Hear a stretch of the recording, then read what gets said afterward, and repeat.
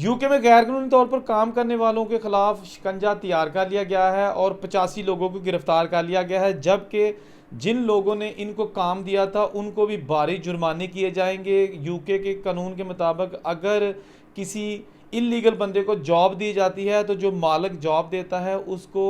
पहली बार जुर्माना किया जाएगा 45,000 पाउंड, जो कि तकरीबन 1,66,00,000 रुपए पाकिस्तानी बनते हैं। और अगर दोबारा कभी वो किसी इलीगल बंदे को काम देगा तो फिर जुर्माना हो जाएगा 60,000 पाउंड, यानी जुर्माना भी ज़्यादा हो जाएगा। तो अभी ये हफ्ता पूरा जो है ना वो यूके के जो हुकाम है, पुलिस है, इमिग्रेशन वाले हैं, वो छापे मार रहे हैं और 275 के करीब ऐसे उन्होंने आउटलेट्स जो है ना वो टारगेट किया हुआ है, जिनमें कार वॉश के जो ज़्यादातर सेंटर्स ऐसे हैं जहाँ पर कार जो है ना वॉश की जाती है। वहाँ पर बहुत ज़्यादा तादाद में ऐसे इमिग्रेंट्स, ऐसे लोग काम करते हैं जिनके पास वर्किंग राइट्स